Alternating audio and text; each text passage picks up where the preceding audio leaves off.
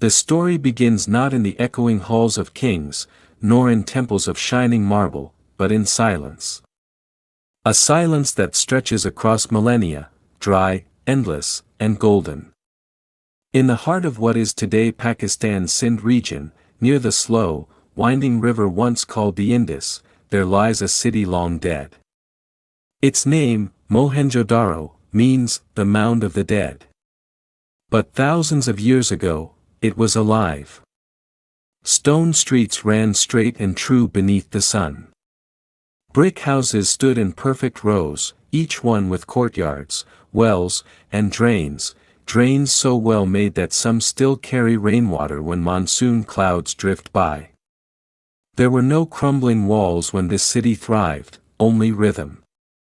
The rhythm of footsteps, of wheels on cobblestones, of voices calling across the markets. Yet today, it sleeps, half buried in dust, its secrets sealed by time. For almost 4,000 years, the people who built Mohenjo-Daro and its sister cities, Harappa, Lothal, Dhalavira, Kalibangan, were forgotten. Their names vanished, their kings erased, their gods unnamed. When the world spoke of ancient greatness, it spoke of Egypt, of Mesopotamia, of China. No one knew that between those mighty civilizations, another had risen, vast, urban, and astonishingly advanced, only to disappear without leaving even a single line of history behind. No Homer sang their tales. No priest recorded their prayers. No monument cried their glory. They simply vanished. It was in the 1800s, when British engineers working on railway tracks across the Punjab plains began pulling bricks from ancient mounds. They didn't know that these sun-baked bricks, square and uniform, were the building blocks of a lost civilization. The workers stacked them into bridges and platforms, oblivious that beneath their feet lay a buried city older than the pyramids of Giza. One engineer, Alexander Cunningham, noticed something strange, a series of seals, small carved stones with animal figures and strange script. They were unlike anything seen in India before. The animals were familiar, bulls, elephants, unicorn-like beasts, but the symbols above them? Mysterious. He sent them to Calcutta, puzzled. No one could read them. It would take half a century more before archaeologists began to realize what they had stumbled upon, not a single ruined town, but the scattered remains of an entire civilization stretching over 1,000,000 square kilometers. From the Arabian Sea to the foothills of the Himalayas, from Balochistan to western India, the land had once been alive with the hum of Indus cities. When excavations began in earnest in the 1920s, what emerged was beyond imagination. Streets laid out in perfect grids, as if drawn by an engineer's hand. Drainage systems more advanced than those in Europe until the 19th century. Public baths, granaries, and citadels, not of kings, but of organized citizens. The archaeologists stared in disbelief. How could a civilization so old, dating back to 2600 BCE, be so modern in its design? Even more strange, there were no palaces. No monuments to rulers. No temples of gods. No armies carved in stone. Only a quiet orderliness. A people who lived in balance, not in conquest. This was no accidental cluster of towns. It was an empire of engineers. The Indus River was their lifeline, ancient and eternal. Every year, its floods brought silt and renewal, feeding crops of wheat, barley, peas, and cotton. Yes, cotton. The Indus people were among the first to spin it into cloth, soft as morning fog, thousands of years before anyone else. They built their cities not randomly but strategically, close to the river, yet high enough to survive its moods. The great cities were connected by trade and shared a single vision of architecture. Their bricks had standard sizes. Their weights and measures were uniform. Their pottery designs echoed across hundreds of miles, signs of a unified culture, perhaps a shared administration. But the question that haunted every archaeologist remained: who were they? And, more haunting still, why did they disappear? As the layers of earth peeled back, evidence of catastrophe began to surface. Abandoned homes. Flood sediments. Signs of rebuilding, again and again, as if the city had fought against the river's wrath. Some skeletons were found in the streets, not many, but enough to whisper of sudden endings. Yet, there were no signs of mass war. No burned palaces. No massacre. The people of the Indus did not seem to have been conquered. They simply faded. Their script, carved on seals and tablets, remained mute. No one has read it to this day. Their language, lost forever. Radiocarbon dating shocked historians. Mohenjo-Daro and Harappa were flourishing around 2600 BCE, while the Great Pyramid of Giza was still being built. By the time Egypt's Middle Kingdom rose, the Indus civilization had already begun its long decline. It was, by every measure, one of the oldest and most sophisticated civilizations humanity ever created, and yet, one of the least understood. How could a civilization so organized, peaceful, and expansive vanish so completely that even its memory was erased for 4,000 years? Among the greatest puzzles of the Indus are its seals, tiny, exquisite pieces of art. Carved from steatite, often depicting a single animal and lines of mysterious symbols, these seals were found in thousands. One shows a powerful bull beneath a line of script. Another shows a man in a yogic pose, cross-legged, serene, surrounded by animals. Some depict unicorn-like beasts, perhaps mythic, perhaps real. Were they trademarks? Religious icons? Royal insignias? No one knows. The script, composed of short sequences of symbols, has resisted every attempt at decoding. It may not even be a language in the way we understand it. Without translation, the Indus people remain voiceless, shadows behind their bricks. Despite the silence of their script, archaeology has painted glimpses of their lives. The people bathed daily, public baths and private bathing rooms were common. Each home had a well, a toilet connected to covered drains, and a ventilation system. Pottery was standardized, suggesting shared design traditions. They traded beads, shells, ivory, copper, and precious stones. They crafted jewelry and toys, yes, toys, miniature carts, animals, and figurines, testifying to a gentle humanity often lost in the rubble of time. This was a society that valued cleanliness, craft, and community. It was not built on conquest, but on cooperation. Nowhere in the Indus ruins do we find weapons of mass destruction, fortresses of power, or statues of emperors. No inscriptions boast of battles won or enemies crushed. Their cities seem to have been built not to dominate, but to live. This, perhaps, is their greatest mystery. A civilization so large, and yet, apparently, so peaceful. In a world where most empires rose through blood, the Indus may have thrived through balance. And when that balance broke, so did their world. The wind still blows over Mohenjo-Daro. The bricks, though weathered, still hold their shape, silent witnesses to a vanished order. When the monsoon clouds roll across Sind, lightning flashes over the mounds, and for a brief moment, it's as if the city breathes again. The wells glisten. The streets shimmer. And one might imagine, just for a heartbeat, that the merchants of the Indus still walk their lanes, the potters still fire their kilns, the children still laugh beside the river. But the illusion fades. Only the river remains, wandering through time, carrying its ancient secret. Somewhere beneath the dust lies the answer to one of humanity's oldest riddles. What happened to the people of the Indus? History sometimes reveals itself by accident. In the case of the Indus Valley, the past rose again not through kings or explorers, but through railway engineers. It was the late 1850s. The British Empire was laying steel veins across the Indian subcontinent. The Punjab plains, stretching endlessly under the sun, were a convenient corridor for the Lahore-Multan line. To build bridges and embankments, workers needed bricks, millions of them. And they found them easily enough.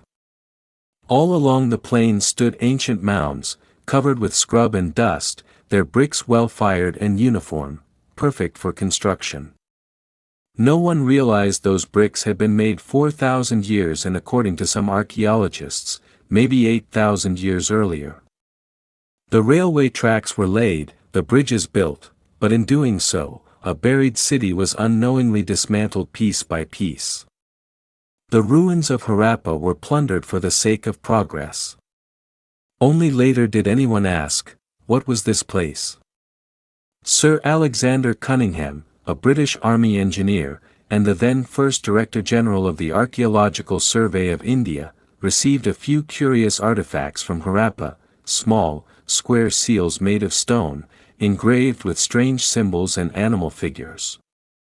Cunningham had seen many relics in his long career, from Mauryan inscriptions to Gupta temples, but these were different. They bore no known script. No Brahmi, no Kharosthi, no Sanskrit. One seal in particular caught his eye, a powerful, humped bull stood beneath a line of unfamiliar signs. The carving was delicate, deliberate, made by hands that understood both art and symmetry. Cunningham published his findings, but his curiosity was met mostly with silence. No one, not even he, guessed that the seal belonged to a civilization more ancient than any in India's known history. At the time, the idea that India had possessed an urban culture before the Aryans, before Vedic hymns, before history itself, seemed impossible. So the seals were catalogued, and the mounds of Harappa slept on. For 50 years, the mounds remained neglected. Only local villagers whispered of buried walls and bricks. Occasionally, travelers picked up trinkets, terracotta figurines, beads, pottery shards, souvenirs of a forgotten world. But in the early 20th century, as the Archaeological Survey of India expanded, new attention returned to these strange mounds. A man named Rakal Das Banerjee, an Indian archaeologist from Bengal, was sent to Sindh to survey ancient Buddhist sites. In 1922, while exploring a mound near the village of Mohenjo-Daro, he noticed something odd. The bricks there were of the same peculiar type as those from Harappa. Uniform, hard-fired, countless. And scattered among them, the same kind of seals. Banerjee's trained eye sensed something monumental. He wrote urgently to his director, Sir John Marshall, the remains appear to be of an unknown civilization, possibly earlier than any yet discovered in India. It was the kind of message that changes history. Sir John Marshall, then Director General of the ASI, was a man of vision. He understood the weight of Banerjee's discovery.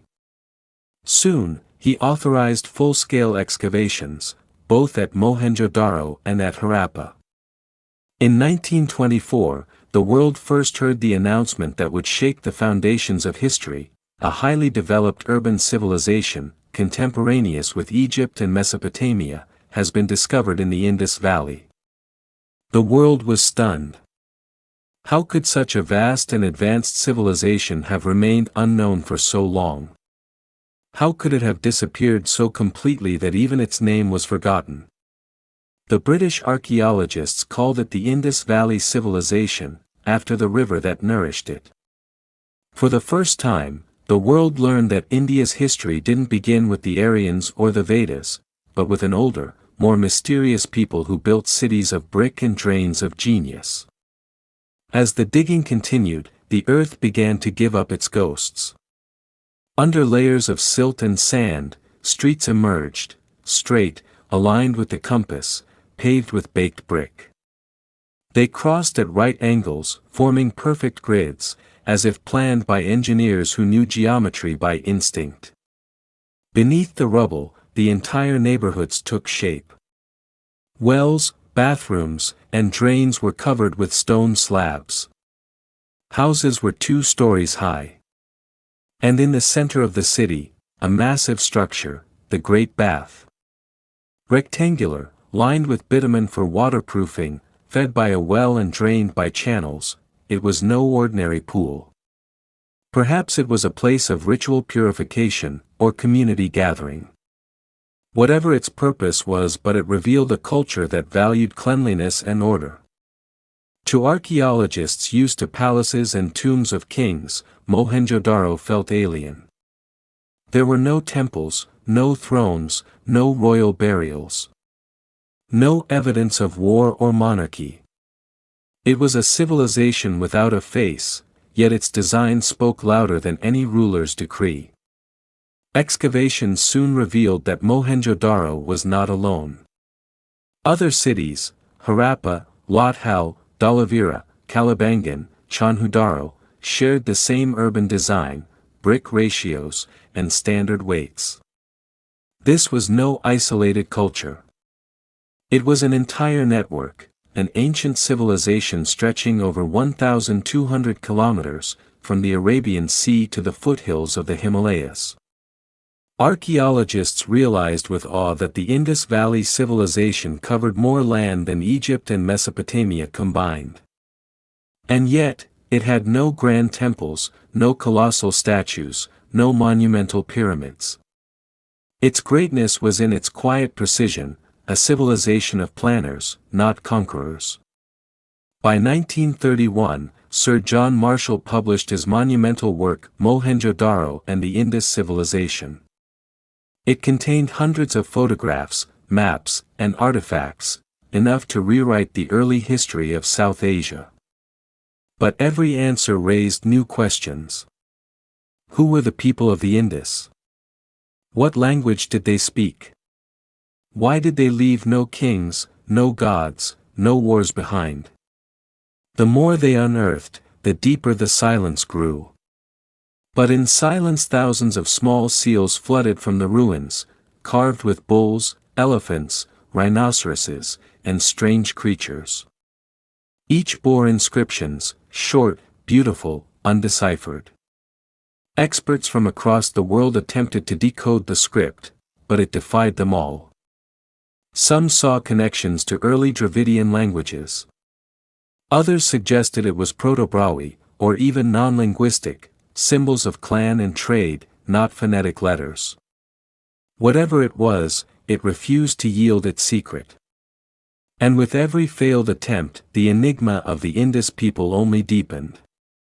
It was as if an entire civilization had whispered its story onto stone, and then ensured no one could ever read it. What astonished historians most was not just the technology of the Indus people, but their humility. Where other civilizations carved their rulers into stone, the Indus left no trace of tyranny. Their art was personal, not imperial. Their architecture, functional, not glorified. They built for living, not for worship, and perhaps that is why their ruins, though weathered, still feel human, not royal, not divine, but lived in. Each brick seems made by a craftsman who cared about his work, about symmetry, about precision. Every drain and street corner reflects a collective intelligence rather than the will of a single ruler. This was not a world of kings, but of citizens. And that realization was revolutionary. As excavations expanded, geologists began to suspect that the Indus River itself had shifted courses over millennia. Satellite imagery and soil studies revealed traces of an ancient, vanished river, the Sarasvati, mentioned in Vedic hymns. Could this lost river have been part of the Indus system? Did its drying play a role in the civilization's disappearance? The theory grew stronger with time. Where the Sarasvati once flowed, hundreds of abandoned Indus settlements were found, cities now stranded in desert sands. It seemed the land that once nurtured life had slowly betrayed it. Radiocarbon dating in later decades would confirm what Marshall and Banerjee had only suspected: the Indus civilization was ancient beyond imagination. By 2600 BCE, it was already in full bloom. By 1900 BCE, it was fading. That meant it thrived for nearly 7 centuries, longer than the age of classical Greece, the Roman Republic, and the British Empire combined. And all that time, they left no wars, no conquests, no written legends. Only bricks, beads, and silence. When the news of Mohenjo-Daro reached the world, newspapers called it the Indian Pompeii. But unlike Pompeii, there was no single day of doom, no eruption, no fire. Its end had been slow, like a river drying to dust. For the people of the subcontinent, the discovery was a revelation. It proved that long before the Aryans, before Sanskrit hymns, there had been another India, urban, literate, organized, and remarkably advanced. It changed the way South Asia understood itself. Civilization, it turned out, had not come to India from the outside.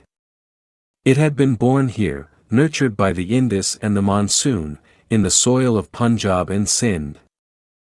By the 1930s, excavation slowed, interrupted by the Great Depression and political unrest. Then came World War II, and the world's eyes turned elsewhere. But the mystery of the Indus had already taken root in the minds of historians and dreamers alike. Who built these cities? What gods did they worship? What language did they speak? And why has no one been able to read it? Above all, what force, natural or human, ended their world? Those questions would haunt generations to come. And in chasing them, archaeologists would uncover not just a civilization, but a mirror, one reflecting humanity's timeless fragility. For what happened in the Indus Valley could happen again, when nature, time, and human silence conspire to erase even the grandest of our creations. A silent blueprint. Imagine walking through a city built 4,500 years ago. The air is dry, filled with the scent of clay and river dust. The sun burns down on a horizon of brick and copper, and yet, nothing feels chaotic. The streets stretch in perfect lines. Each intersection meets the next at right angles, forming a grid of order. Every block is planned. Every home has a place. This was the Indus Valley, a civilization that understood city planning not as a luxury, but as a way of life. From Mohenjo-Daro in Sindh, to Harappa in Punjab, to Dhalavira in Gujarat, to Lothal on the western coast, the cities of the Indus were marvels of human organization. They were not haphazard clusters of huts like the villages of early Egypt or Mesopotamia. They were deliberate, precise, and astonishingly modern. The jewel of the Indus world was Mohenjo-Daro, the mound of the dead. Perched near the Indus River, its ruins still whisper of past grandeur. The city was divided into 2 main parts: the citadel, a raised, fortified area likely reserved for public buildings and gatherings, and the lower city, a sprawling maze of residential neighborhoods. The Great Bath, lying atop the citadel, remains one of archaeology's most iconic discoveries. It measures roughly 12 by 7 meters, built with baked bricks and sealed with bitumen. Steps descend into its depths from both ends, and drains ensure the water could be changed and purified. This was no mere pool.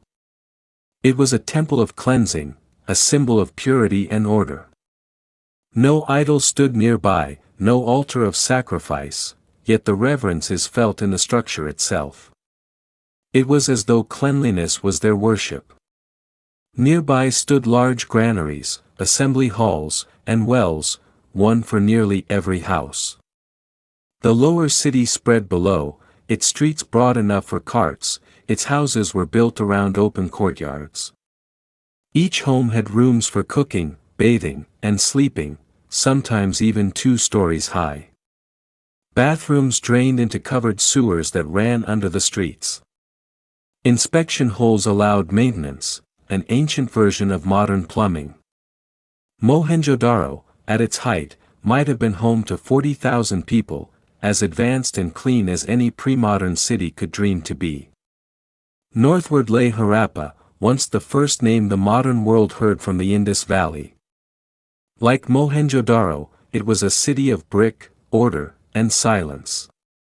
It too had a citadel, a lower town, and a network of streets laid out in strict geometry.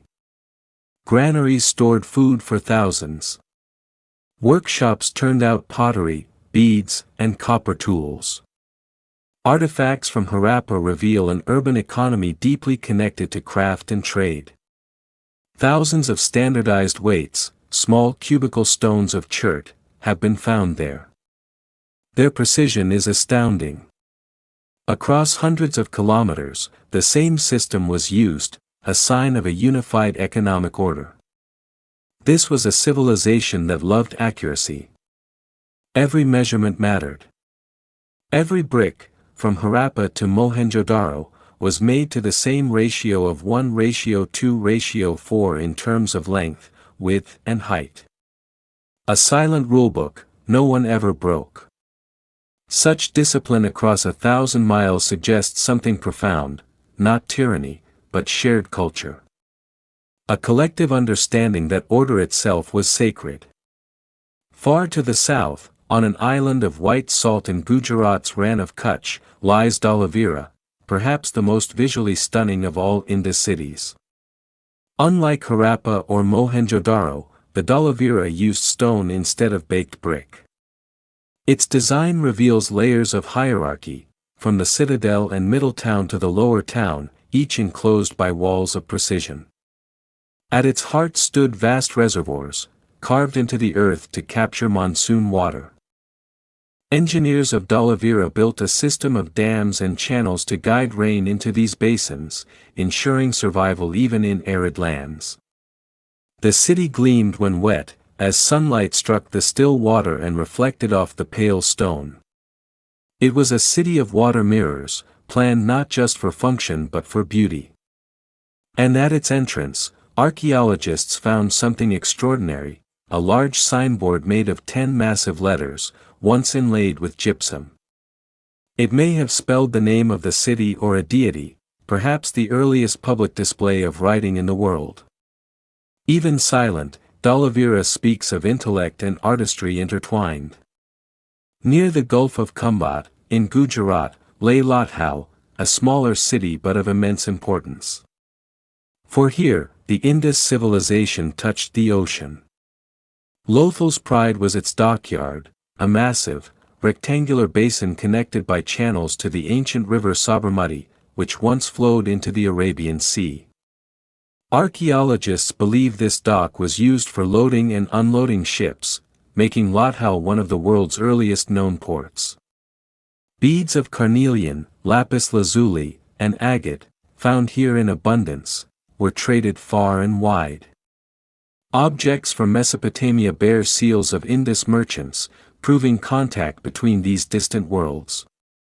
In the workshops of Lathal, artisans drilled tiny holes into gems so small that modern jewelers still marvel at their precision. Their drills, tipped with hard stones, spun fast and true, a mastery of craft unseen elsewhere in that age. Here, trade met tide, and the hum of the Indus found rhythm in the waves. Across all the great cities of the Indus Valley Civilization, from the mountains of Baluchistan to the coasts of Gujarat, one principle remained constant: balance. Everywhere, the same sense of symmetry. Everywhere, the same discipline in brickmaking, architecture, and drainage. No chaos. No unplanned growth. It was as if the Indus people believed that beauty was a form of order, that civilization itself depended on the rhythm of right angles and clean water. Even their smallest artifacts show this. Their pottery, red, polished, decorated with black motifs, follows geometric precision. Their weights align across vast distances. Their seals, though small, display proportions as deliberate as their cities. This unity across hundreds of settlements speaks of something rare in human history, a civilization without a visible king, yet more organized than kingdoms with 10. To walk through a typical Indus home, even in ruin, is to step into the daily life of a people who valued privacy, cleanliness, and comfort. Most houses had 1 or 2 floors, built around a central courtyard. Rooms opened inward, not outward, suggesting an inward-looking society, protective of family life. Small staircases led to upper floors or roofs. Wells were dug deep, sometimes within the house itself, and drains led waste into a covered sewer beneath the street. In some homes, you can still see the base of bathing platforms, where water once flowed through terracotta pipes. This civilization lived clean. It's not an exaggeration to say that the Indus people invented urban hygiene. Where other ancient cities struggled with disease and stench, the Indus thrived in cleanliness and engineering. Unlike Egypt's temples or Mesopotamia's ziggurats, the public buildings of the Indus were practical. Granaries, warehouses, assembly halls, all built for community rather than ceremony. The granary at Harappa, for example, was massive, divided into rectangular compartments for storing grain, perhaps managed by officials or guilds. Nearby, platforms and courtyards suggest organized distribution, a marketplace of order. At Mohenjo-Daro, the Great Bath and its adjacent halls suggest rituals of collective purification, not the worship of gods, but perhaps the celebration of balance, water, and life itself. It was a civic religion, if not in faith, then in philosophy. Behind every brick lay an unseen genius. The Indus engineers mastered hydraulic design, long before the Romans. Their cities show stormwater control, gradient-based drainage, and even soak pits to filter waste. Every street had covered drains with inspection holes. No house emptied directly into the street, all flowed into a regulated system. Such detail implies not just technical skill, but civic ethics, a sense of shared responsibility. They built their cities not for show, but for sustainability. If the modern world could take one lesson from them, it would be this: civilization is not what you build, it's how you build it, and for whom. Everywhere in the Indus, the scent of industry lingered, the hum of craft. Bead makers worked in workshops near kilns. Potters turned clay with skilled hands. Coppersmiths forged tools, ornaments, and figurines. Shell cutters carved bangles from seashells brought from distant shores. Seals were carved with animals and sacred symbols, perhaps marks of merchants or families. The presence of standardized weights and measures suggests that trade was regulated, perhaps by a civic body or guild system. And the diversity of materials, gold from Karnataka, lapis from Afghanistan, tin from Rajasthan, carnelian from Gujarat, reveals a web of commerce that tied together half the ancient world. The Indus people were global traders long before the word global was conceived. Archaeologists have found evidence that Indus merchants sailed across the Arabian Sea to Mesopotamia, known in Sumerian texts as Maloha. Clay tablets from Mesopotamia mention traders from this mysterious land, bringing exotic woods, spices, and precious stones.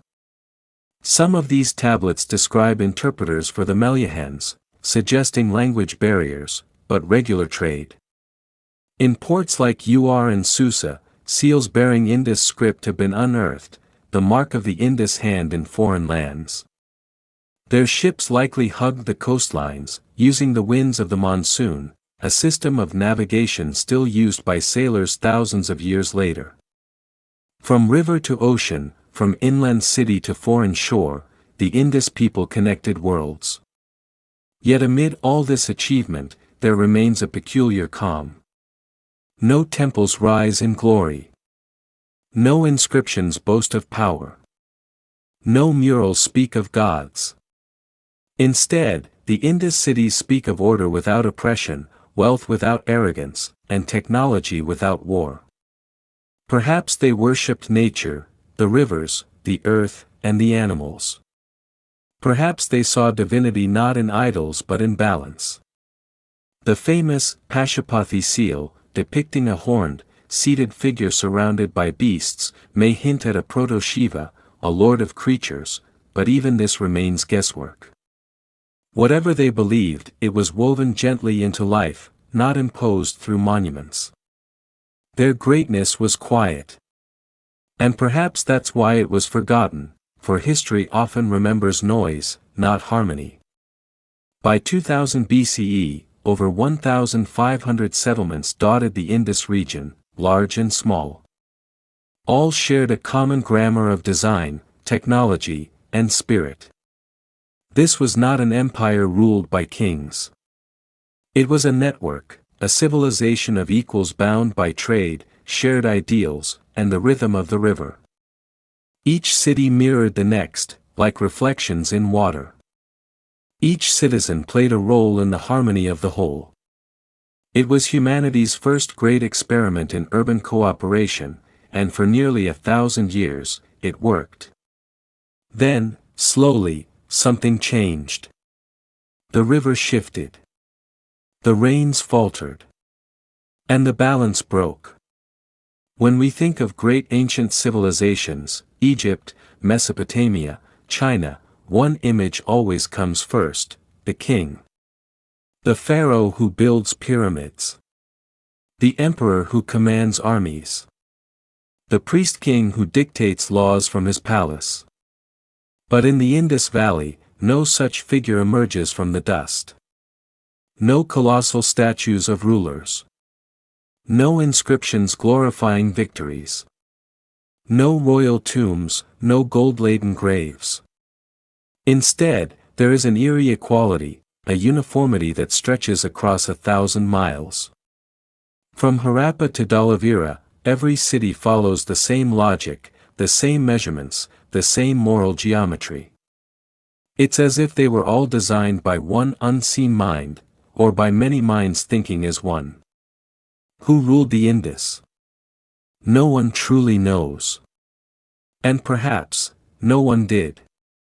Archaeologists searched long for signs of monarchy, a palace, a crown, and a royal emblem. None appeared. The largest buildings were public granaries, assembly halls, baths. The houses of the elite, if they existed, were not vastly different from those of others. Even in burial, the dead were treated with moderation. There are no lavish tombs filled with gold or weapons. The graves of rich and poor alike hold similar goods, a few beads, pottery, maybe a shell ornament. Death, it seems, did not inflate ego here. Such simplicity is almost alien in the ancient world. Elsewhere, civilizations shouted their hierarchies, the Indus whispered its equality. Yet someone, or something, had to keep order. You cannot plan cities, regulate trade, and maintain sanitation across an entire civilization by accident. There was governance, but invisible governance. Perhaps a council of elders, merchants, or guilds. Perhaps city assemblies where citizens participated in decisions. The uniformity of weights and measures suggests strict standardization, likely enforced through shared norms or civic authority. The precise brick-size ratio were obeyed across thousands of kilometers, from Sindh to Gujarat. Such discipline speaks of a society bound by consensus rather than coercion. The Indus people may have achieved what modern societies still strive for: order without oppression. One of the greatest mysteries is their writing, the Indus script. Found on seals, pottery, and amulets, it consists of about 400 to 600 unique signs. No one has yet deciphered it. Each seal is like a whisper frozen in stone, brief, elegant, and compact. The longest inscriptions have fewer than 20 characters. They might represent names, titles, or commodities, or perhaps something deeper, a sacred code. But without a bilingual text, like the Rosetta Stone for Egyptian hieroglyphs, the meaning remains locked. If the script was ever used for governance or record-keeping, it left no grand archives, only scattered symbols of identity. It's possible that their administration relied more on oral tradition and visual order than on written decree. Their cities themselves were the record, their architecture, the document of their law. Archaeologists once called the Indus Valley a stateless civilization. That phrase may sound fragile, but perhaps it was their strength. They didn't build empires, they built systems. They didn't worship kings, they worshipped harmony. The evidence suggests that power was distributed, not centralized. Merchants, artisans, and farmers were interdependent. Trade, craft, and agriculture formed a triangle of balance. At the top were likely administrators, not rulers, but coordinators, who ensured standards and organized public works. Unlike the violent expansions of Mesopotamian kings, the Indus expansion was peaceful, a diffusion of culture through rivers, not conquest. The civilization's heart beat not from a palace, but from the people. Another clue to this strange equality lies in their spirituality. We find no grand temples, no idols of monarch gods, no evidence of human sacrifice. Instead, we find small terracotta figurines, men, women, and animals. Some show a horned figure seated cross-legged, the so-called Pashupati seal, possibly an early form of Shiva, the lord of beasts. Others depict mother goddesses, symbols of fertility and nature. Altars and fire pits suggest simple domestic rituals, worship woven into life, not enforced by priesthood.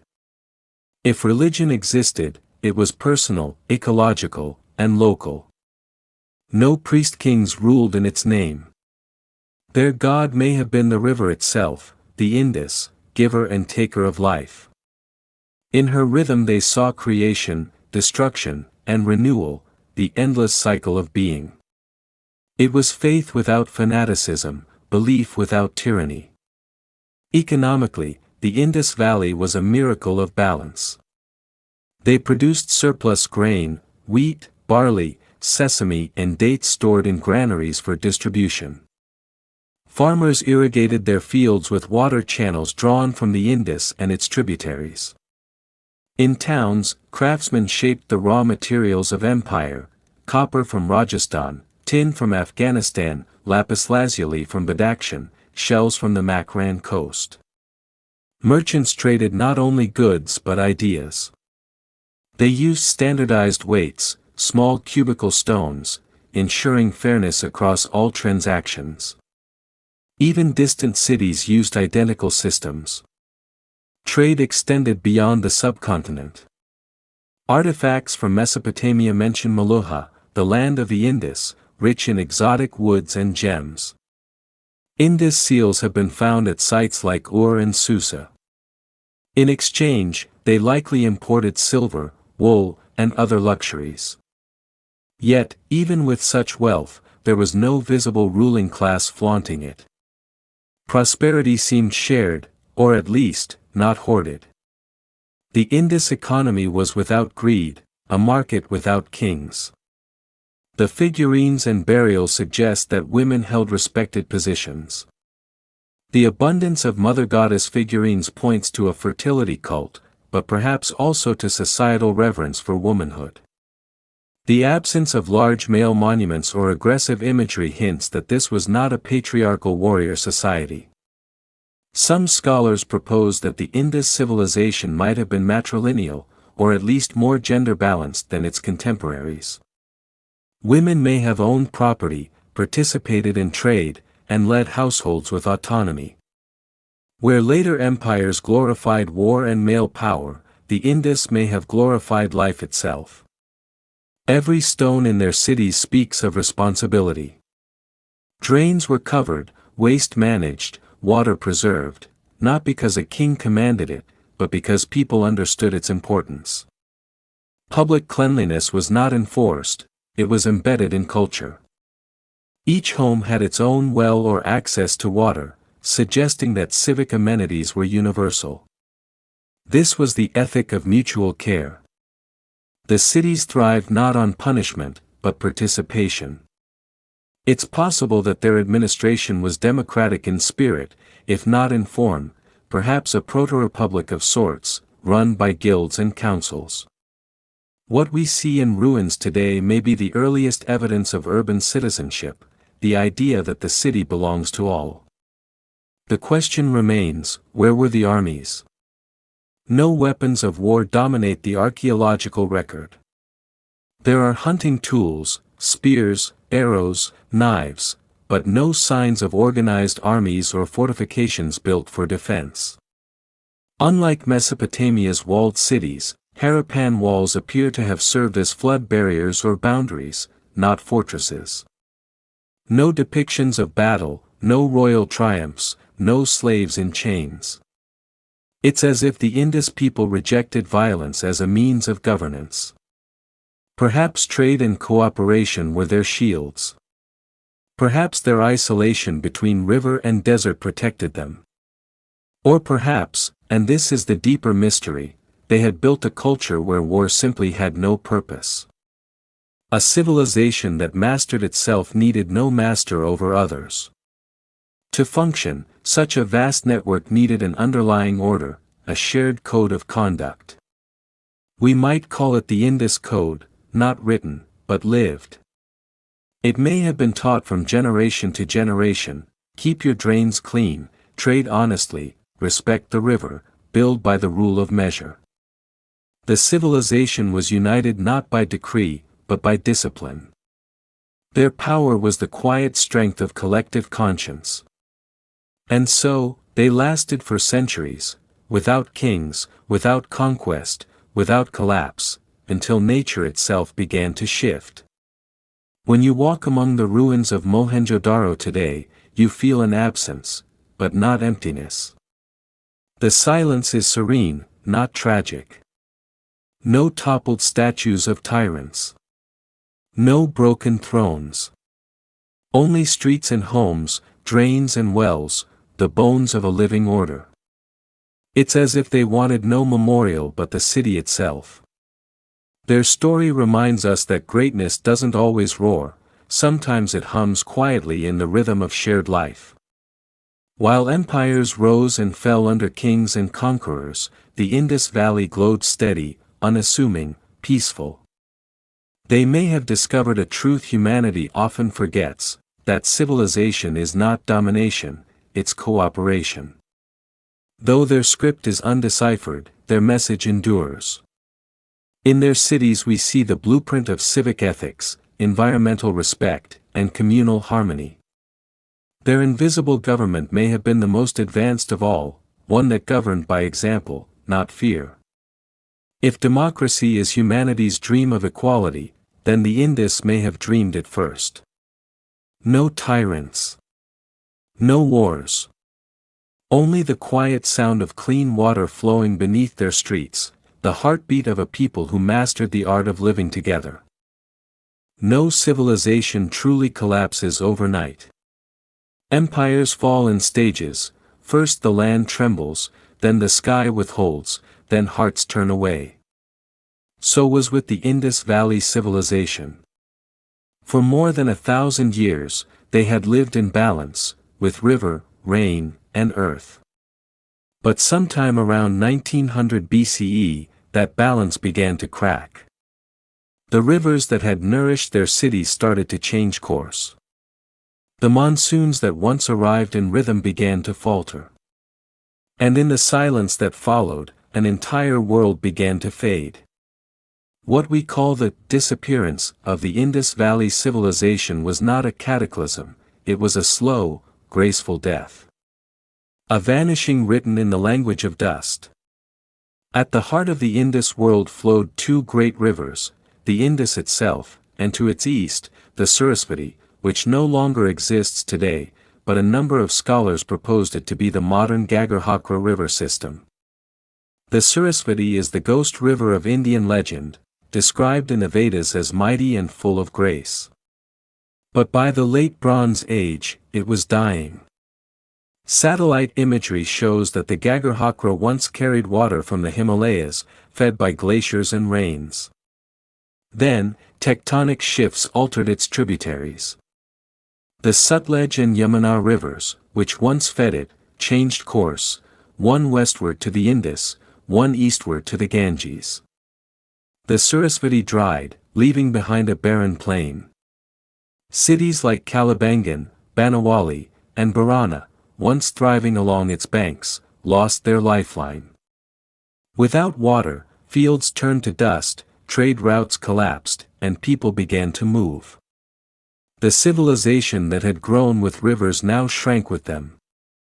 For centuries, the monsoon had been the secret rhythm of life. It came each year, filling reservoirs, flooding fields, renewing the soil. The Indus engineers had built their cities to capture every drop, reservoirs at Dhalavira, wells at Mohenjo-Daro, canals in Harappa. But then, the rains changed. Paleoclimate records, layers of silt, pollen, and isotope data, tell us that around 2100 to 1900 BCE, the monsoon weakened dramatically. Seasons became unpredictable. Harvests shrank.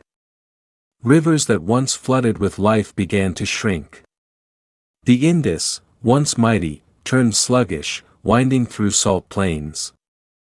This was not just an environmental crisis, it was a spiritual one.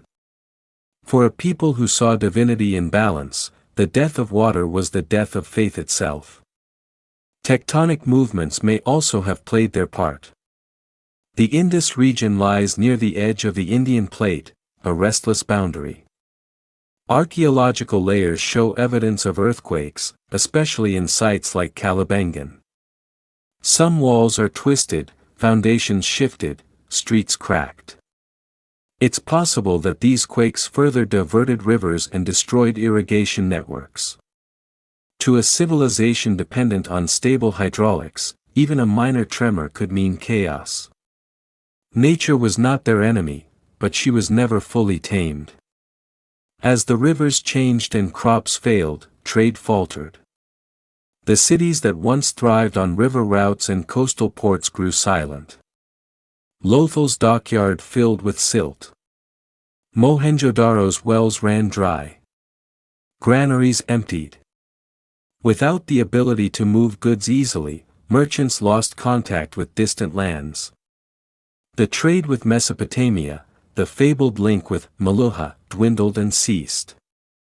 In Mesopotamian records, references to Meluhha disappear after 1900 BCE. The lights of the Indus ports went dark. The economy that had been built on cooperation slowly eroded, replaced by isolation and survival. When the rivers died, the people moved. Archaeology shows a gradual eastward migration, from the Indus heartlands toward the Ganges plain. There, rainfall was still reliable, and new lands awaited cultivation. Cities like Mohenjo-Daro and Harappa did not fall to invaders, they were abandoned. Families packed what they could, tools, beads, seeds, and left. They didn't flee in panic. They drifted like their rivers, slowly, inevitably. As they moved, they carried with them their crafts, their symbols, their silent script. The DNA of the Indus lived on, in the genes, rituals, and architecture of the peoples who followed. The civilization didn't die. It transformed. Around the same time, a new people began to appear in the northwest, the Indo-Aryans. They spoke an early form of Sanskrit and brought with them new rituals, hymns, and gods, the fire altars of Agni, the thunder of Indra. For decades, scholars imagined a violent Aryan invasion, a conquest of chariots and swords. But evidence now points to something subtler, a cultural fusion, not a war. The migrating Indus people and the arriving Indo-Aryans mingled, their ideas, myths, and languages intertwined. The old gods of earth and water met the new gods of sky and fire. The result was the seed of Vedic India, the civilization that would later give rise to Hinduism, Sanskrit, and the philosophical traditions of the subcontinent. In that sense, the Indus did not vanish. They became India.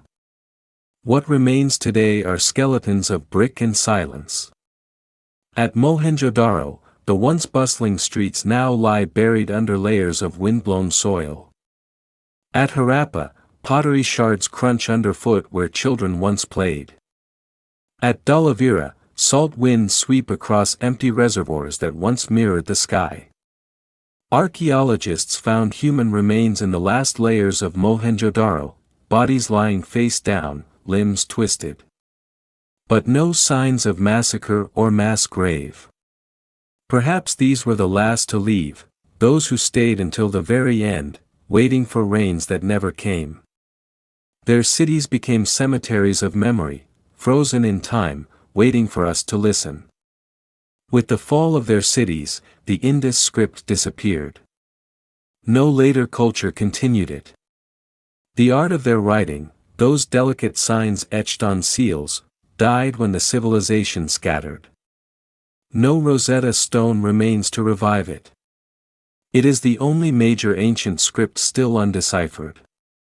Every symbol is a locked door, behind which lie their thoughts, their prayers, their reasons. Perhaps, within that script, they told the story of their own fall. Perhaps one day we'll read it, and hear their final words. Until then, their silence is their message. For centuries after, the memory of the Indus lived as myth. The Sarasvati became a sacred river in the Vedas, though dry, it flowed in spirit. The horned god on their seals may have become Shiva, lord of beasts and ascetics. The bathing rituals of the Great Bath may echo in modern ablutions before prayer. Their ideals of cleanliness, balance, and community still breathe through the subcontinent's culture. In the bustling lanes of Indian towns, in the courtyards of Pakistan's villages, in the wells that still supply life, the rhythm of the Indus persists. Civilizations may fall, but cultures flow, like rivers underground, unseen yet eternal. In 1921, a British officer named John Marshall stood over the ruins of Harappa. The next year, R.D. Banerjee uncovered Mohenjo-Daro. And with that, the world awoke to a forgotten civilization. They realized that India's history did not begin with the Aryans or the Vedas, but with a people older than Egypt's pyramids, older than Babylon's kings. Brick by brick, trench by trench, they unearthed the Indus world, its drains, its seals, its quiet perfection. It was not just an archaeological discovery, it was a philosophical one.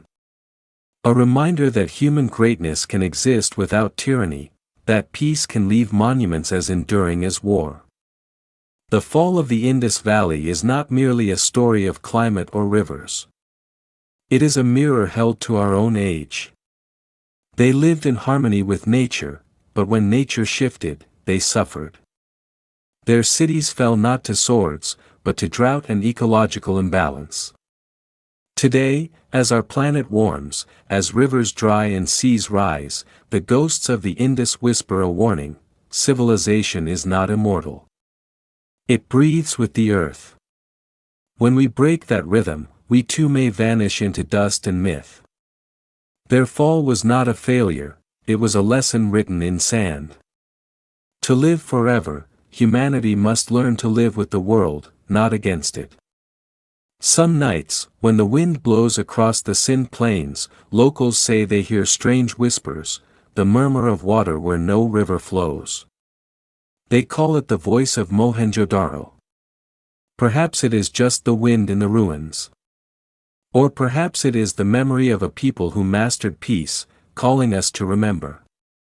The Indus Valley Civilization may have vanished from maps, but it endures in our collective soul, as the first great experiment in urban harmony, in equality, in the art of living without kings. Their story began with water. It ended with silence. But in that silence, humanity found a reflection of itself. For millennia, the cities of the Indus lay under wind and sun. Mounds rose like sleeping hills across the plains, silent testaments to human labor and aspiration. Locals passed them each day, children played on them, farmers cut bricks from their faces for fields and houses, and still the memory of the builders lay buried. The modern world only turned its attention to these mounds in the age of colonialism, when railways and telegraphs stitched the subcontinent together. Even then, the ruins were first seen as mere quarries, convenient sources of fired brick. It took trained eyes and patient minds to recognize that under those bricks lay not rubble, but a vanished civilization. Rediscovery is rarely a single eureka moment, it is patient work, a tangle of curiosity, intellect, politics, and luck. The Indus would be resurrected not by one person, but by many, local villagers, colonial surveyors, budding Indian archaeologists, and foreign scholars, each contributing a piece to the puzzle. The earliest modern clues came from unexpected quarters, engineers and surveyors building colonial infrastructure. They pulled bricks from mounds and sent strange artifacts to museums. The first man to note something unusual in those artifacts was Alexander Cunningham, a meticulous British surveyor and the first Director General of the Archaeological Survey of India. Cunningham catalogued seals with strange animals and symbols in the late 19th century, but their meaning remained elusive. It was not until R.D. Banerjee, an Indian archaeologist working in the 1920s, noticed the Mohenjo-Daro mound that the world began to listen. Banerjee's careful reports caught the attention of Sir John Marshall, the then director of the Archaeological Survey of India, who had the authority to mount large-scale excavations.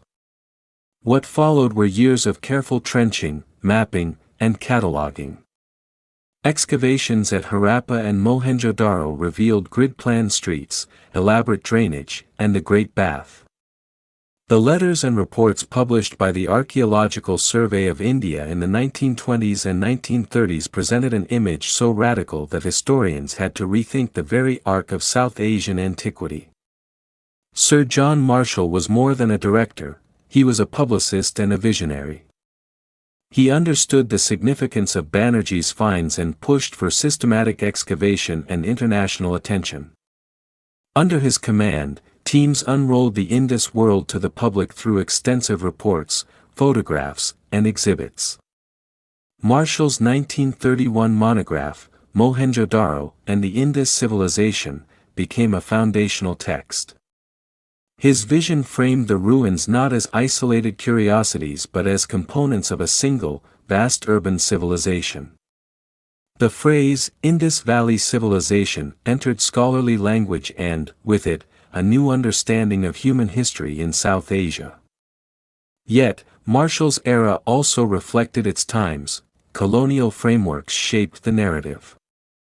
Early interpretations often compared the Indus to Mesopotamia and Egypt through Eurocentric lenses, looking for kings and temples to fit familiar models of statehood. When those markers were absent, some scholars struggled to accept the idea of a highly organized urban society without visible monarchs. It's easy to romanticize archaeologists as lone heroes, but the truth is more human and humbling. Excavations required thousands of local laborers, men and women whose daily work turned trowels and brushes into knowledge. Villagers guided teams to artifacts they had long known existed. Oral memories preserved in local lore sometimes matched strata and finds that archaeologists later documented. Their labor gave shape to the discoveries, and their communities continue to live beside the ruins today. Local caretakers, guides, and craftsmen have been essential in conserving sites and passing on stories that no stone inscription ever could. As the Indus sites were brought into the light, they took on political significance. In the early 20th century, the discovery of a glorious, ancient civilization in South Asia fed growing nationalist sentiments. Leaders and intellectuals in India and later in Pakistan found in the Indus an ancestral claim to deep and indigenous roots, an assertion that civilization in the subcontinent was not only old, but original. This national pride had both positive and negative effects. On one hand, it inspired local interest in archaeology and the desire to protect and study the sites. On the other, it introduced the risk that archaeological interpretation could be bent toward political narratives, emphasizing continuity or rupture to serve modern identities.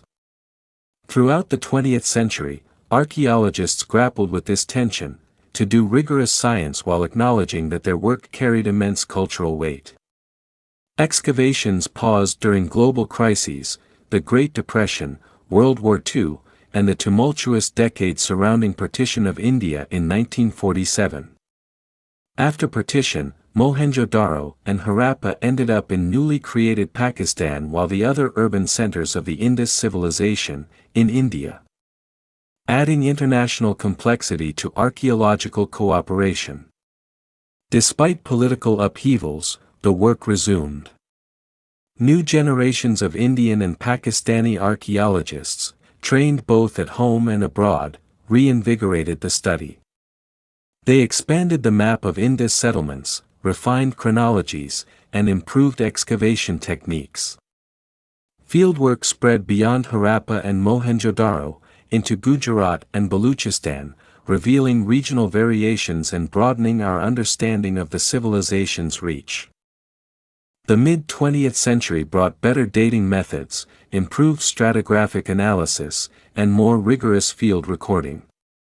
Radiocarbon dating placed Indus fluorescence in the 3rd millennium BCE, anchoring it in global chronologies. In the late 20th and early 21st centuries, revolutionary techniques advanced the field further. Remote sensing and satellite imagery exposed ancient riverbeds and settlement patterns invisible from the ground. Geologists could trace the Gagar-Hakra system and map paleochannels that once carried the Sarasvati. Aerial photography showed linear patterns of ancient towns and the reaches of an urban network. Ground-penetrating radar and magnetometry allowed archaeologists to see beneath the surface without invasive digging. These non-destructive methods revealed buried streets, walls, and features at sites previously untouched. In laboratories, isotope analysis, pollen studies, and sediment cores reconstructed past climates, crop patterns, and river behaviors. Ancient DNA studies began to offer clues about population movements and biological continuity, though their interpretations remain contested and evolving. Together, trowel and satellite rewrote the possibilities of inquiry. The Indus world could now be seen not as isolated ruins, but as a living landscape shaped by environment, climate, and human choice. Scientific progress is messy. The story of Indus scholarship is a catalogue of hypotheses proposed, tested, and sometimes discarded.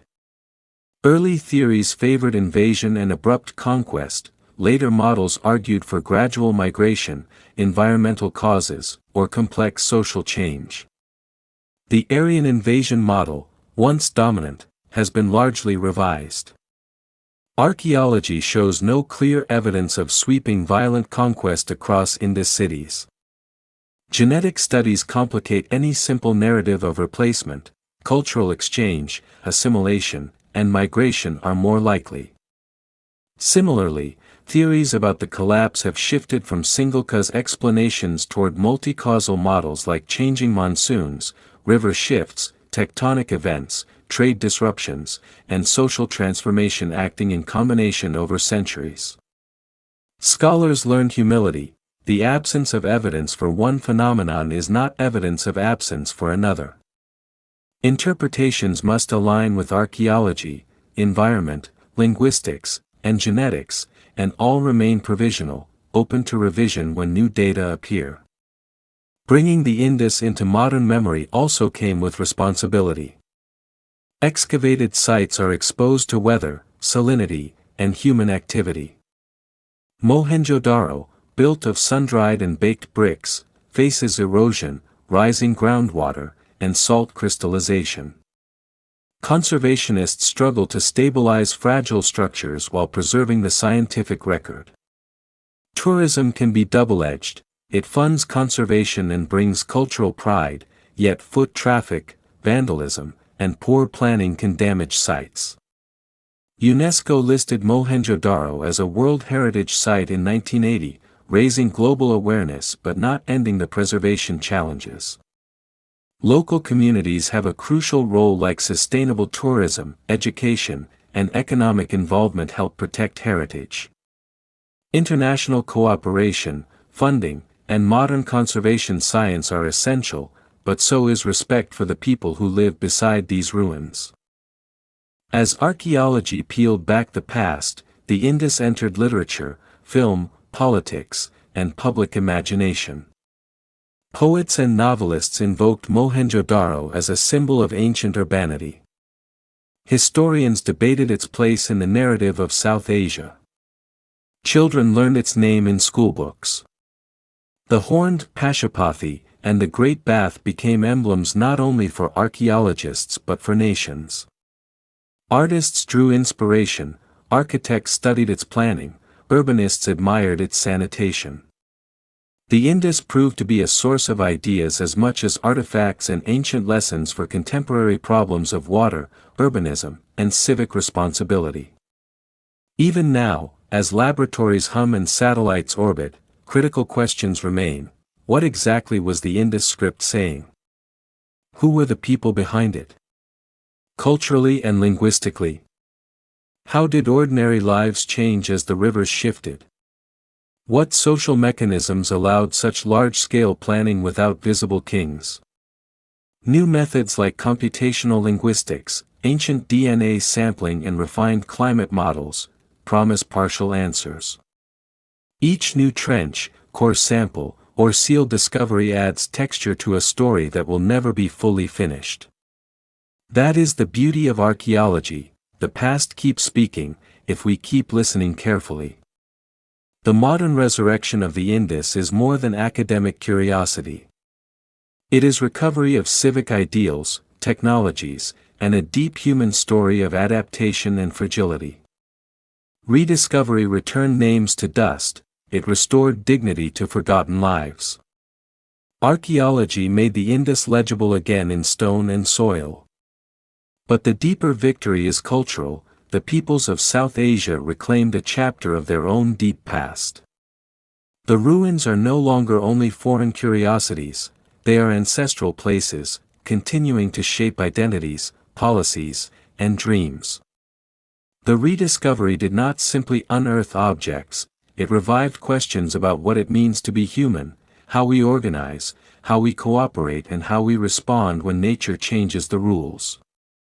In that sense, the Indus has never really been lost. It was waiting, patient as silt, for eyes willing to see. Beneath the golden haze of the sun, a merchant stands on the docks of a forgotten city, Lathau, the port of the Indus civilization. Before him stretches a man-made basin, a brick-lined harbor that once held ships of reed, wood, and ambition. He tightens the rope around a cargo of polished carnelian beads, their red fire gleaming under the sun. Beyond the dunes, the ocean breathes, and with each wave, the promise of a new world arrives. This is not the image most associated with the ancient world, but 5,000 years ago, the Indus Valley was not isolated. It was alive with trade across deserts, rivers, and seas, part of an ancient global network that stretched from the coasts of Arabia to the palaces of Mesopotamia. Lathau, in modern Gujarat, was a marvel of its time. When British archaeologists uncovered it in the 1950s, they found something no one expected, a perfectly engineered dockyard, complete with an inlet channel to control tides, a rare evidence of maritime engineering far ahead of its age. Archaeologists measured its proportions, examined the sluice gates, and realized what they were looking at was the oldest known port in human history. The Indus people were not only builders of cities, they were masters of connection. From this harbor, ships laden with beads, cotton textiles, shell ornaments, and copper tools sailed west, along the Makran coast, past Oman, Bahrain, and into the heart of Mesopotamia. In return came treasures from distant lands, silver from Iran, lapislazuli from Afghanistan, copper from Oman, and perhaps even dates and olive oil from the west. On the clay tablets of Mesopotamia, scribes wrote of a distant land called Meluha. To the Sumerians, Meluha was a place of exotic goods and strange languages, the edge of their known world. And today, most historians agree, Meluha was the Indus Valley Civilization. In the ruins of Ur, Lagash, and Sumer, archaeologists have uncovered cuneiform tablets, some 4,000 years old. They list shipments received by temple warehouses. The list on the tablet says, 20 talents of copper from Magan, 37 jars of oil from Dilmun, beads and wood from Meluha. These names, Magan, Dilmun, Meluha, form a chain of ancient trade. Magan is thought to be ancient Oman, Dilmun corresponds to Bahrain, and Meluha, the farthest, the Indus Valley itself. The Mesopotamian king Sargon of Akkad even boasted, ships from Dilmun, Magan, and Meluha moored at my harbor. The mention of Meluha fades from records after 1900 BCE, almost precisely when the Indus civilization itself declined. Its disappearance from the trade logs of Mesopotamia mirrors the fading heartbeat of the civilization. But during its golden age, Meluha was not just a source of goods, it was a symbol of mystery, wealth, and skill. The Indus traders dealt in items both practical and precious. From the red deserts of Gujarat came carnelian beads, carefully heated to deepen their crimson hue, each bead drilled with such precision that modern jewelers still marvel at the craftsmanship. From Baluchistan came lapis lazuli, its deep blue flecked with gold, a gemstone prized in temples and royal tombs across Mesopotamia and Egypt. From the alluvial plains came cotton cloth, possibly the first woven in human history. Greek historians, writing millennia later, would still call India the land of fine cotton. And from the forests came teak, ebony, and ivory, carved into seals, combs, and delicate figurines. One small ivory piece found in Mesopotamia bears unmistakable Indus motifs, proof of an exchange not just of goods, but of artistry. Among the most remarkable artifacts connecting the Indus and Mesopotamia are the seals. Small, square pieces of steatite, carved with animals, bulls, elephants, and unicorns, and inscribed with symbols from the still undeciphered Indus script. Over a dozen Indus-style seals have been found in Mesopotamia, in cities like Ur, Susa, and Kish. They were not merely decorative, seals were signatures, used to stamp ownership, authorize trade, or mark goods. One seal depicts a unicorn-like creature beside a ritual stand, the same motif found thousands of kilometers away in the Indus cities. This suggests that the merchants who carried them were not strangers, they were part of a recognized and respected trade system. Some Mesopotamian texts even mention Meluhan villages near their ports, perhaps enclaves of Indus traders who had settled abroad, living on foreign soil but carrying the traditions of their homeland. Yet, for all their sophistication, communication between Mesopotamia and Meluha posed a challenge. One clay tablet from Sumer mentions a translator, a man known as a Meluha interpreter.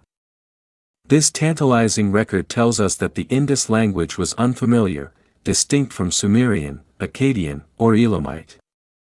It reinforces the idea that Indus civilization stood apart, speaking a language that remains forever silent, carved in symbols that no one today can read.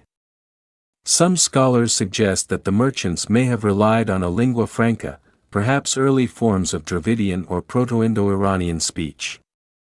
But until the Indus script is deciphered, we can only imagine the conversations held on those ancient docks, between sailors of different worlds, united by trade and tide.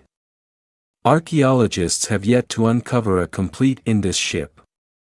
Wood, after all, rarely survives thousands of years, but clues abound. Seals show boats with high prows, curved hulls, and cabins for cargo.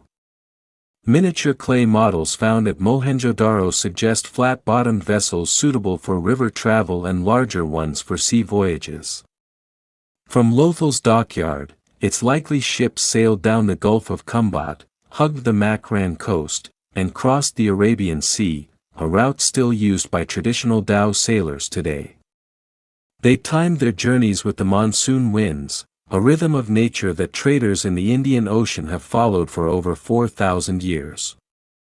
One can imagine these voyages, sails billowing under tropical skies, wooden hulls creaking with the swell, sailors navigating by stars and memory, carrying the voice of the Indus to distant lands. Not all trade was maritime. Overland caravans connected the Indus cities to Central Asia, Afghanistan, and Iran. Through the passes of Baluchistan, merchants led camels and oxen burdened with copper, lapis, and beads. Archaeological finds at Sharthagai, an Indus settlement in northern Afghanistan, show that Indus merchants established outposts near lapislazuli mines. From there, they controlled one of the most valuable resources of the ancient world. This blue stone would find its way to royal tombs in Mesopotamia and Egypt, even to the Mask of Tutankhamun, centuries later. Another site, Sutkajan Dor, lies near the modern Iran-Pakistan border. Once a bustling outpost, it guarded the western edge of the Indus world, perhaps a checkpoint for goods moving toward the Persian Gulf. Across this web of land and sea, the Indus merchants created a proto-global economy, thousands of years before the Silk Road. Trade was not merely commerce, it was the lifeblood of the Indus cities. Archaeologists have found standardized weights and measures, tiny cubes of chert, perfectly calibrated, used to ensure fairness in trade. These weights, identical across cities separated by hundreds of kilometers, show an extraordinary level of standardization, a sign of trust and organization that would not appear again until much later in history. The wealth generated by trade likely sustained the elaborate city planning and craftsmanship seen in Mohenjo-Daro and Harappa. Yet, ironically, this dependence on trade may also have contributed to their fall. When the river channels shifted and ports like Lothal silted up, the arteries of commerce choked, and the cities that once pulsed with life began to fade. What makes the Indus trade truly remarkable is how modern it feels. A complex supply chain, ports, warehouses, trade settlements abroad, standardized measurements, and multicultural interaction, it's a portrait of a world that understood the value of exchange. While Mesopotamia wrote epics and Egypt built pyramids, the Indus people built connections, quiet, practical and enduring. And though they left no written history, their story survives in the goods they traded, the seals they stamped, and the routes they traced across oceans and deserts. As the centuries passed, the winds changed, both literally and metaphorically. Rivers shifted course, climates grew unpredictable, and trade routes weakened. The Mesopotamian tablets stopped mentioning Meluha, the Indus ports fell silent. But the idea of long-distance trade, of connecting across cultures and continents, endured. It would resurface again in later Indian Ocean trade, in Persian empires, and in Silk Road caravans. In many ways, the Indus merchants were the ancestors of global trade, the first to bind distant worlds through exchange. In every ancient world, water was not just life, it was divinity. The Nile, the Tigris, the Euphrates, the Yangtze, each gave birth to civilization, and in return, humanity worshipped them as gods. The Indus was no different. Its floodwaters carved valleys, nourished crops, and dictated the rhythm of life. Its voice was thunder in summer, its gift, the harvest. From this living artery, thousands of years of peace and prosperity flowed. And one day, the river began to move. The Indus River, born in the glaciers of the Himalayas, travels through valleys and deserts before meeting the Arabian Sea. It is vast, unpredictable, and ancient, a river older than most nations, its course shifting over millennia like a serpent in the sand. Along its tributaries, the Ravi, Beas, Sutlej, and the now vanished Sarasvati, cities flourished. Mohenjo-Daro, Harappa, Kalibangan, Lothal, each one strategically placed on floodplains that provided fertile soil and easy trade routes. But rivers are restless. Geologists know them as living things, constantly seeking new paths. Over centuries, the Indus and its sister rivers migrated, split, merged, and died, each movement rewriting the geography of civilization. To understand the disappearance of the Indus Valley Civilization, we must first understand the death and rebirth of rivers. In ancient Indian texts, there is mention of a sacred river, the Sarasvati. In the Rigveda, it is described as the mighty stream flowing between the Yamuna and Sutlej. It was the heart of the early Vedic world, a river so great it was worshipped as a goddess. For centuries, the Sarasvati was thought to be myth, a poetic metaphor rather than a real river. But archaeology and satellite imagery tell a different story. In the 20th century, scientists traced dry riverbeds running through the Thar Desert, a vast channel known today as the Gagar. From the air, it appears like a ghost river, a pale scar of an ancient waterway stretching hundreds of kilometers. Excavations along this dry bed, at sites like Kalibangan, Banawali, and Barana, revealed unmistakable Indus settlements. Cities once flourished there, complete with wells, streets, and granaries. They did not build by dead rivers, they were built alongside flowing ones. So the conclusion grew stronger, the Sarasvati was real. And when it dried, the civilization along its banks withered with it. Modern geologists and paleoclimatologists have pieced together the puzzle with tools the ancients could not imagine. They found that during the height of the Indus civilization, around 2600 BCE, the climate was wetter and the monsoons were stronger. The Sarasvati and its tributaries flowed full, fed partly by Himalayan meltwater and partly by seasonal rains. Then, around 2000 BCE, the earth itself began to change. The tectonic plates beneath northern India shifted. The Sutlej and Yamuna, two of the Sarasvati's feeding rivers, gradually changed course, the Sutlej moving west toward the Indus, the Yamuna east toward the Ganges. Cut off from its sources, the Sarasvati dried slowly, century by century, until only a whisper of its former self remained.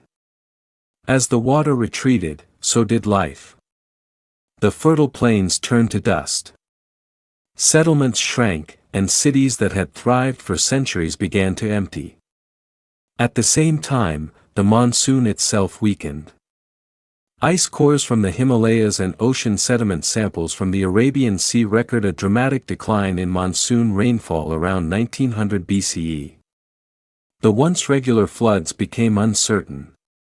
Without predictable water, agriculture, the foundation of the Indus system, began to fail. Crops of barley, wheat, and millet withered. Canals silted up. The great drainage systems of Mohenjo-Daro and Harappa, once models of civic order, carried not fresh rainwater but wind-blown dust. Nature, not war, was unmaking the industry. As climate and rivers changed, the land itself transformed. The lush floodplains that once gleamed like emerald ribbons turned into the arid stretches of Sindh and Khalistan. The desert advanced mile by mile, reclaiming what had once been fertile farmland.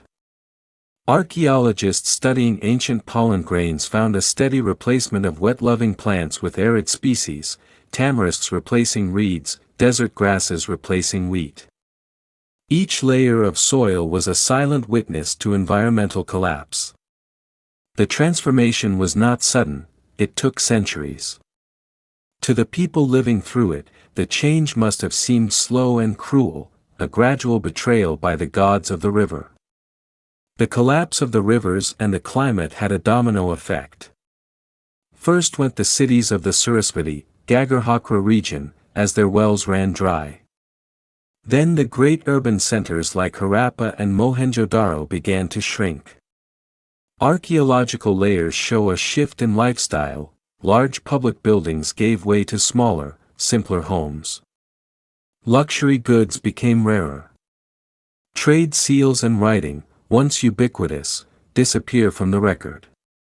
The evidence suggests not violent destruction, but gradual abandonment. No armies stormed the gates, no cities burned in conquest.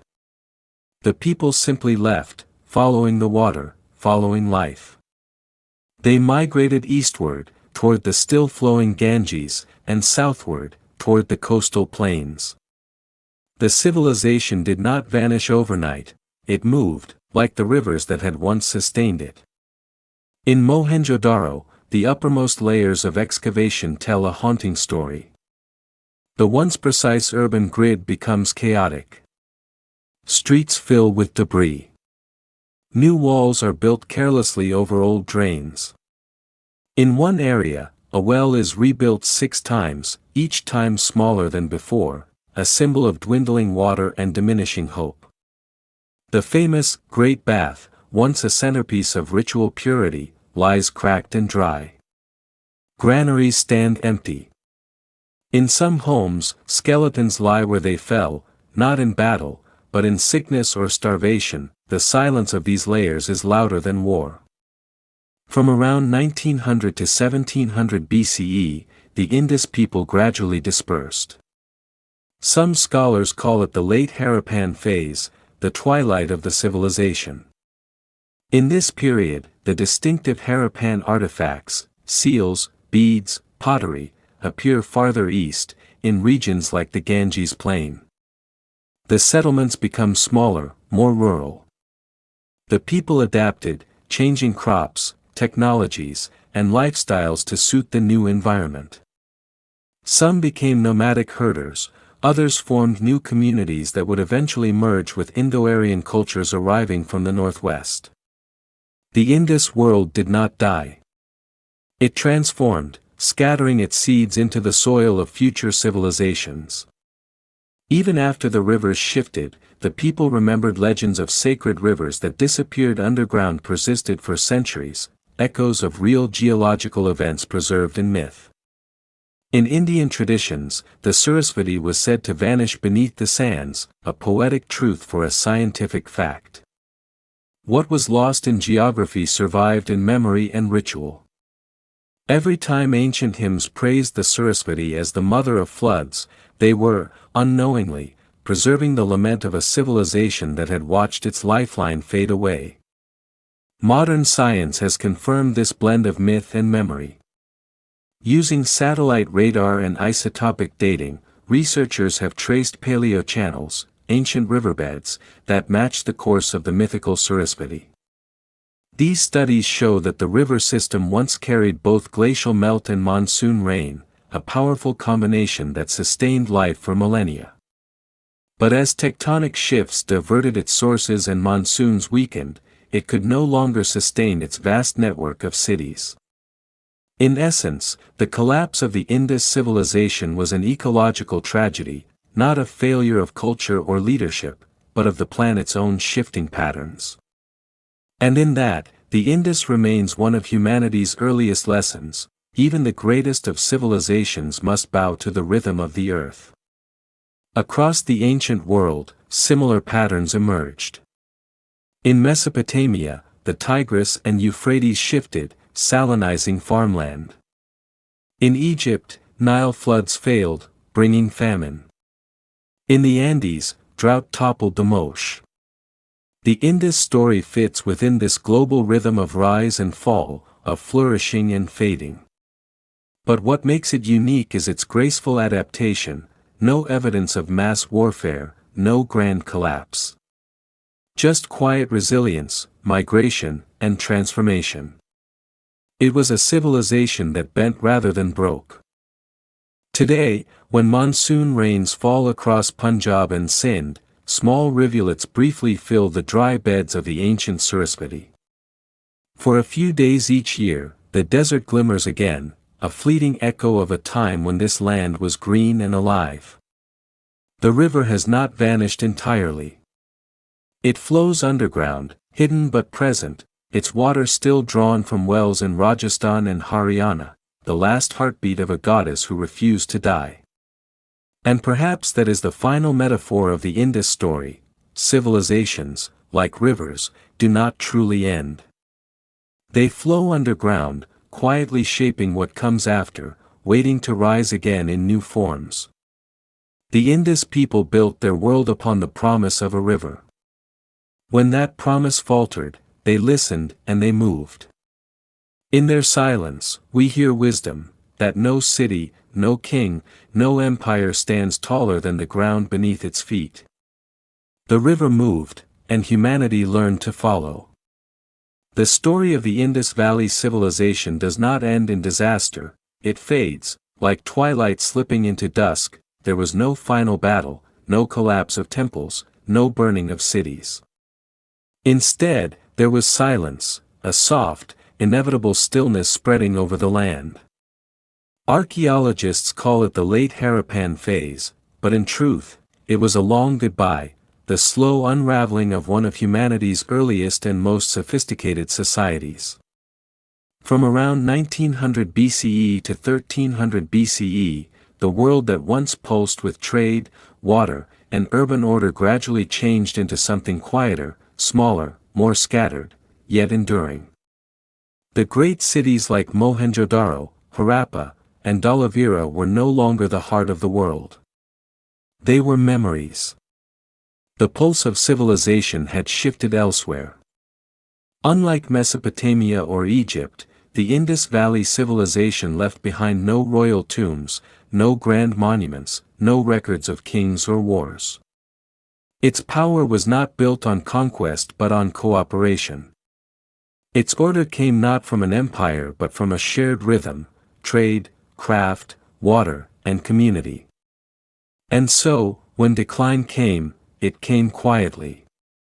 Without kings to rally armies or central governments to enforce rebuilding, each city faced its fate alone. The cities shrank, not through destruction, but neglect. The streets that once echoed with merchants' cries and the clang of artisans' hammers now lay empty. The once busy wells turned dry. Brick by brick, people dismantled their own homes, carrying what they could to new lands. This was not the fall of an empire. It was the migration of a people. As the rivers shifted and the monsoon weakened, entire communities began to move, eastward, toward the Ganges plain, and southward, toward Gujarat and the Deccan Plateau. They followed water, the eternal law of survival. Archaeological layers across India reveal this story. Harappan-style pottery appears hundreds of kilometers from the original Indus centers. Weights, beads, and seals, once exclusive to cities like Harappa, now show up in smaller, rural settlements. But these were not replicas. They were echoes, simplified versions of the old ways, adapted to new realities.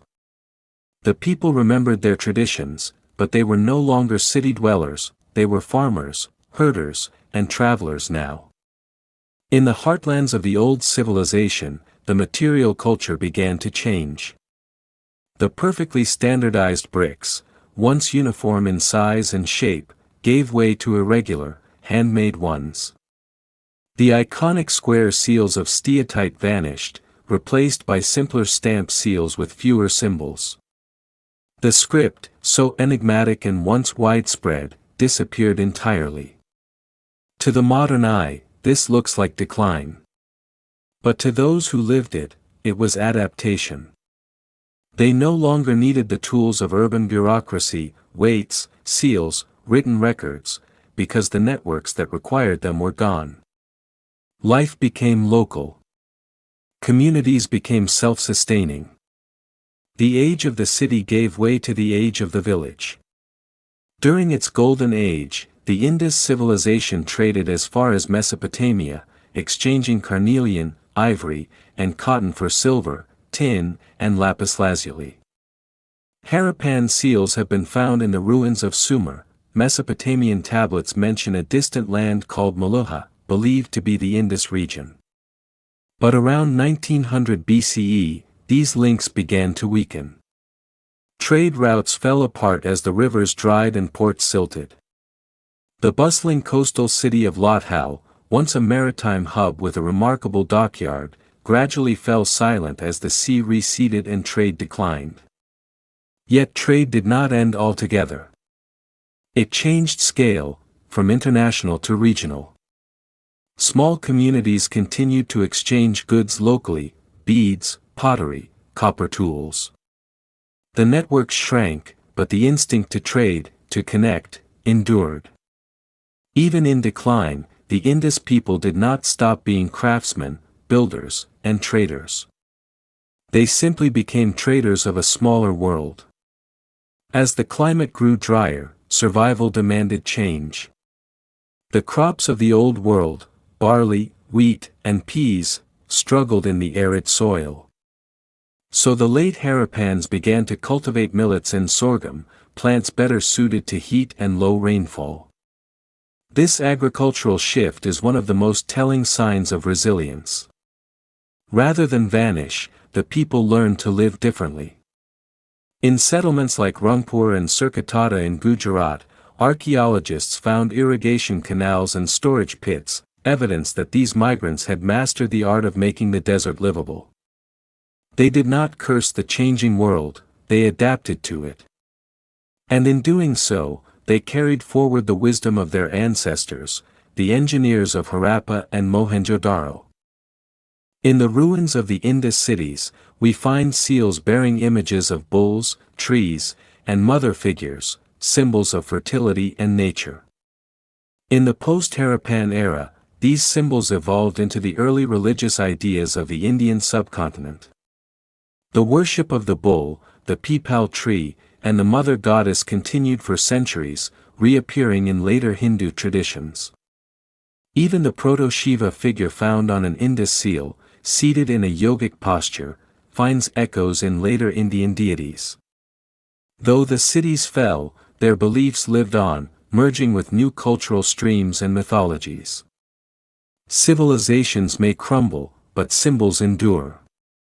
Around the same time the Indus civilization was declining, waves of Indo-Aryan-speaking pastoralists were moving into the subcontinent from the northwest. The nature of their encounter with the remnants of the Indus people remains one of history's great debates. Was it conflict, or cultural fusion? Was it invasion, or integration? Archaeological evidence suggests a gradual blending rather than conquest. The Aryans brought horses, chariots, and a new language, the Sanskrit. The Indus descendants brought agriculture, cities, and local knowledge of the land. Together, over centuries, they gave rise to the Vedic culture, the next great chapter of Indian civilization. In this way, the Indus people never truly disappeared. They became part of something new. The final archaeological layers of Indus sites reveal a poignant image of endurance. Even after decline had begun, people kept returning, rebuilding in the ruins of older structures. Mohenjo-Daro, for instance, shows signs of later occupation: new walls built over fallen ones, new hearths where public baths once stood. Life lingered in the ashes of grandeur. Some cities may have survived as ghost towns, half inhabited, half forgotten, for generations. Perhaps the children of those who stayed behind played among toppled granaries and silent streets, unaware that they were living in the twilight of an age. As the migrations continued, many Indus groups settled along the Ganges River, where rainfall was steadier and the land fertile. Here, over centuries, they founded new agricultural societies that would eventually grow into the Mahajanapadas, the early kingdoms of northern India. The meticulous town planning of the Indus, the grid streets, drainage systems, and standardized bricks, would later reappear in cities like Pataliputra and Taxila. Even the social organization of later India, its attention to purity, order, and ritual, seems to echo the civic discipline of the Indus civilization. The civilization had changed form, but its spirit still shaped the land. When archaeologists first unearthed Harappa and Mohenjo-Daro in the 1920s, they expected to find the ruins of a known empire, perhaps Babylonian, perhaps Persian. Instead, they found something entirely different, a civilization so advanced, so planned, and yet so peaceful, that it defied the assumptions of early historians. But the deeper they dug, the more they saw signs of a gentle ending, not catastrophe, but transformation. It took decades of research, satellite imagery, and paleoclimate studies to understand that the true cause of the decline was not war, but water. And that the civilization's people did not perish, they endured, evolving into new cultures, new languages, and new traditions. The Indus did not die. It simply flowed into the future. Even today, in the villages of Pakistan and northwest India, echoes of the ancient Indus world survive, in the layout of wells, in the craft of pottery, in the design of bangles, in the reverence for rivers. The people who live along the Indus today may not know it, but their hands shape clay the same way their ancestors did 5,000 years ago. Their homes rise from the same baked bricks. Their festivals celebrate the same cycles of water and harvest. Civilizations are not lost when cities crumble. They are lost only when memory fades. And the memory of the Indus is still alive in spirit, if not in name. If one stands today among the ruins of Mohenjo-Daro at dusk, the silence is almost sacred. The wind whispers through the empty streets, the outlines of homes still mark the grid of a vanished city. You can almost imagine the faint laughter of children, the sound of water running through ancient drains. This was not a civilization that fell in arrogance or fire. It bowed gracefully to the earth's will, and moved on. Its legacy is humility, a reminder that greatness need not be loud, that wisdom can lie in the quiet art of adaptation. Indus people did not build empires. They built harmony. When the rivers turned and the skies grew silent, they did not fight the earth, they followed it.